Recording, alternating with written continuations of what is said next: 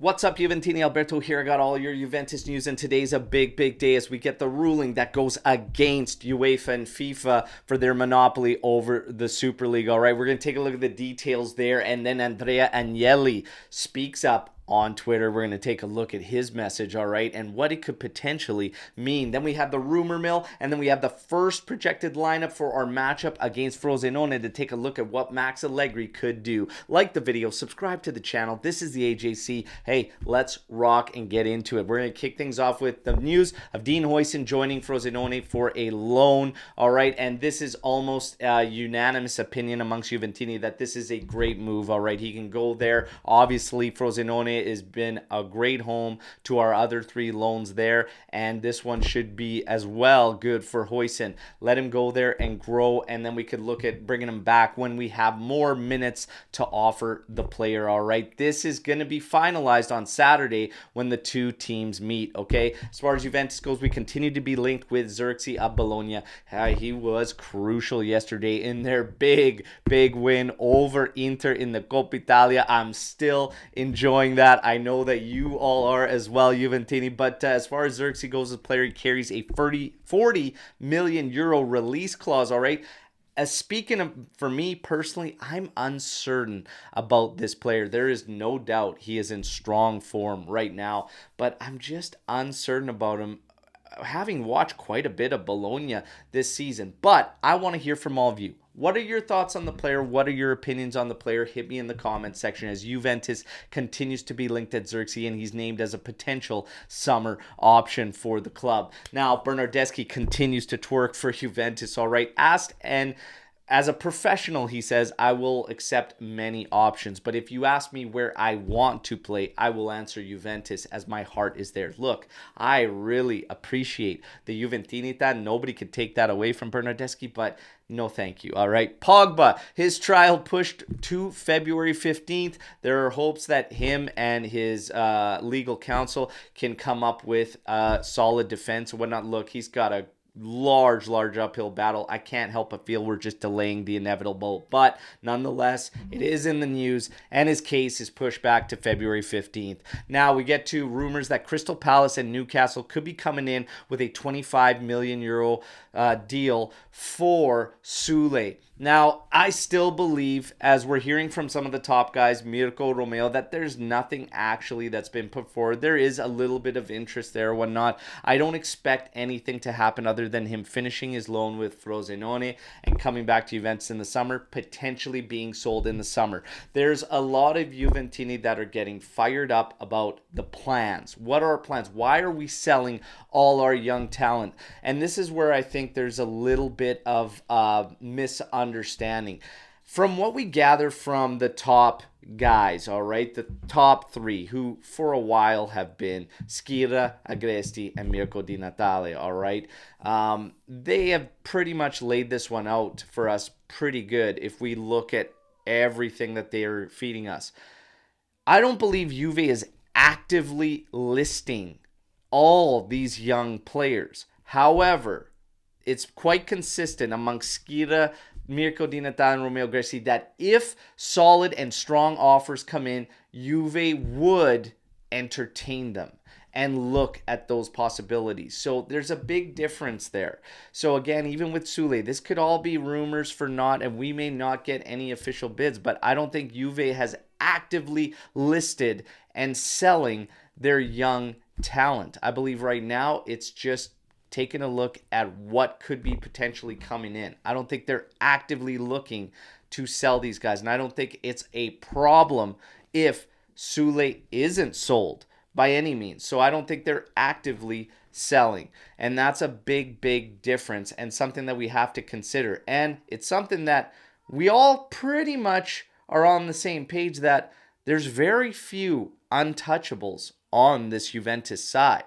If a strong offer comes in, maybe even some of those names could be looked at and should be considered as moves. And I think that's fair. Thoughts? Hit me in the comments section, all right? Now, we get to Frosinone we got coming up. What Max Allegri could potentially do is this. Szczesny, Gatti, Bremer, Danilo, with Cambiaso, McKennie, Locatelli, Rabiot set to return, Kostic on the outside, Milik entering for Vlahovic to play next to Chiesa. Now, for me personally, while I believe Milik will help our overall play, all right, I still feel like we could try something a little bit more in the midfield.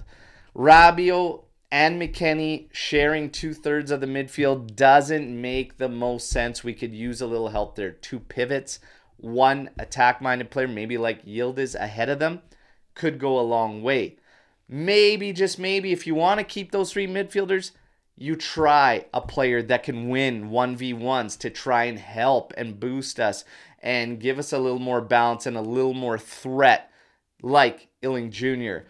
I just feel like this is too subtle a change to have that big an impact. However, against Frosinone, no disrespect to them, I would still expect whoever we play to get the 3 points. But I do think we could look for more solutions inside with what we currently have on the roster. We're going to talk about those solutions when we get ready for the match tomorrow morning, 8:30 a.m. Eastern time, as the match is actually going to be at 3:30 a.m. my time Saturday morning, all right? So tomorrow will be the live preview show, all right? Look forward to seeing you all there. Now, the Super League. Here we go.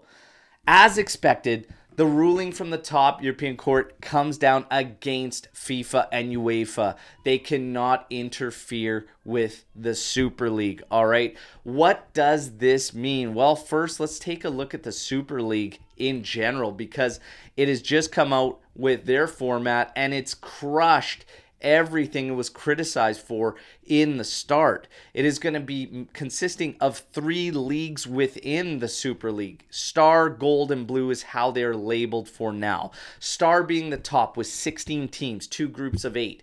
Gold being the second tier with 16 teams, 2 groups of 8. And then Blue being the bottom tier, 32 teams with 4 groups in it. All right. Now, as far as the league goes, there's going to be less games. The games are going to be televised for free. All right.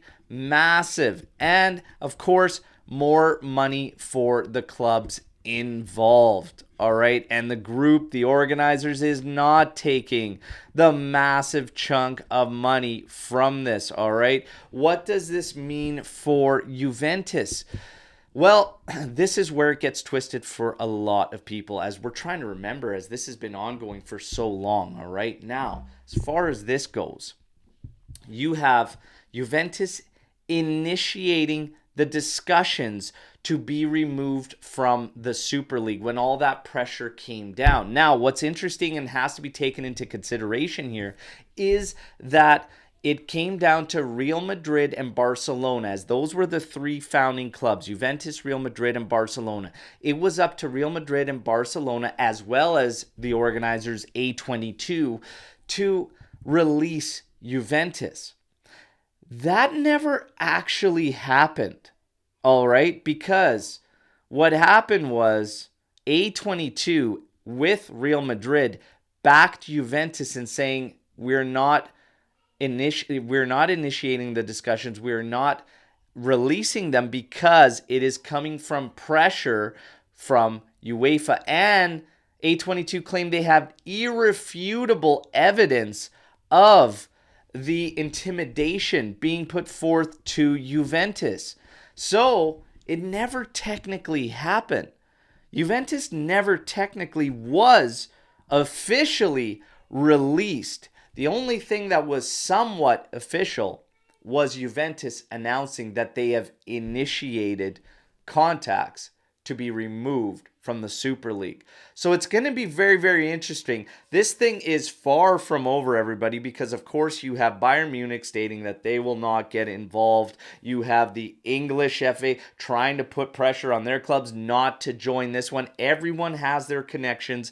Everyone's looking out for their best interests. It is far, far from over. However, Agnelli today on social media posted this, and It's the lyrics. It's the lyrics from Where the Streets Have No Name, obviously by U2. And you see Fino alla fine on it. And there's a lot of ways to interpret this. All right. Some believe he could potentially be returning to Juventus. Some believe that he might be joining A22 Sports, the organizer for Super League. One way or another, this has been a nice vindication for Andrea Agnelli, who was always right and was always a visionary. Didn't end the way we wanted to, but he went to bat always for Juventus.